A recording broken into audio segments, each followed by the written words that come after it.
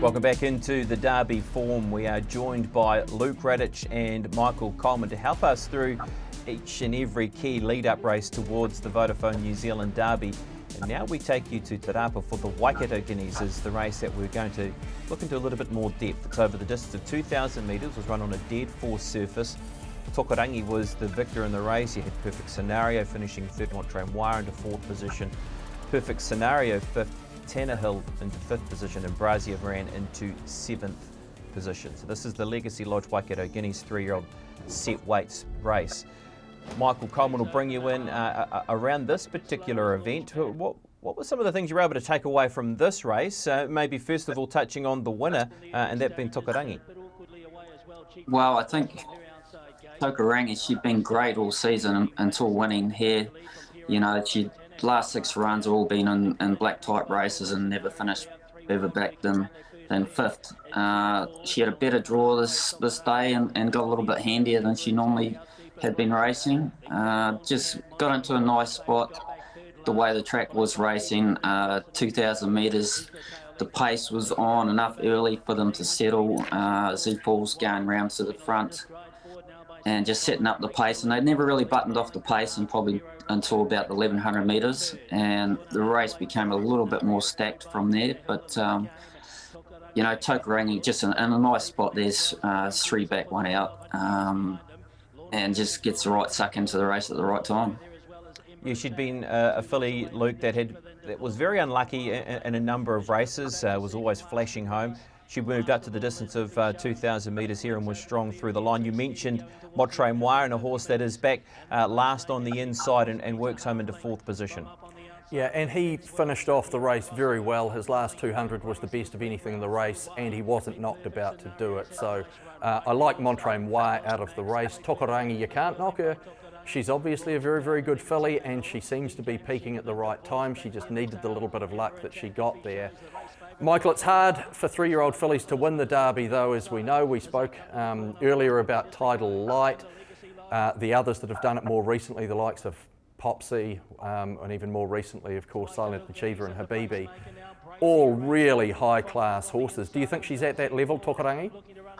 Well, she hasn't been the standout filly all season, but she's just been running home well in all those races, and you know, she looked like the step up in distance would suit her, and it has, and I think she should be able to run out a nice 2,400. But you know, she's not top draw, but she's been pretty good. So you can't discount it. You know, the race has probably just fallen away a little bit without Emeralina there. So I think she's a top 3 pick. Luke, I want to bring you in here around this race as a guide to the New Zealand Derby. Has it changed with the movement of this race? It was 2017 when it was 28 days before the Derby, and then the race has moved about.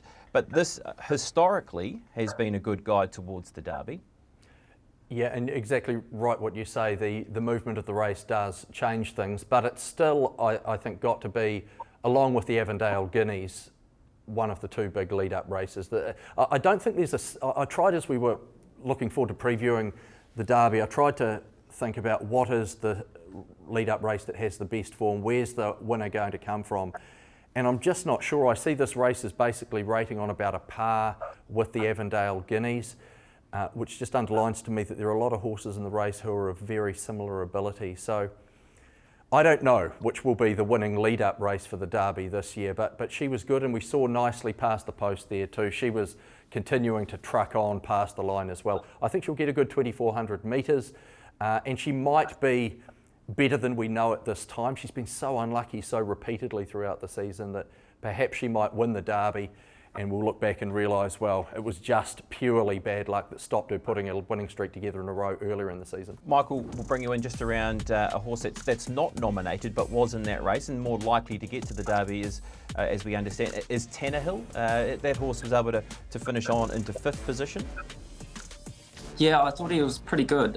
He hit the line pretty good and probably not much inferior to Montreal Wire, and I think he's got some chance in the Derby. He ran well in the Cracker Classic when he got taken off on the corner by the riderless horse and still finished it off not too far away, more or less being taken out of the race. But He was good in the Waikato Guineas, so I don't discount him. He's had a little bit of a hype about him on the way through, and he wouldn't be the worst in the Derby at all.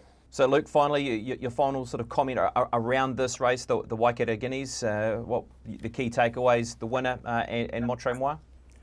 Yeah, both strong chances going into the Derby. As I said, I think Montre Moi deserves to be the Derby favourite. Tokarangi, though, not far behind. And look, I'll throw out something completely random as well. There was a horse way back in that race. He didn't go particularly well, but some of his previous races made me think, gee, he might be a Derby horse, even if he lacks a lot of class. And that's if he shows. If it rains a lot, because he has that wet track as action, if it rained a lot, turned into a bog track, he'll continue to be trucking on. He's 100-1 chance, but stranger things have happened in the Derby. 100-1 winners won recently with Crown Prosecutor. So if it's a bog track, have $1 or $2 on if he shows, at least for the place.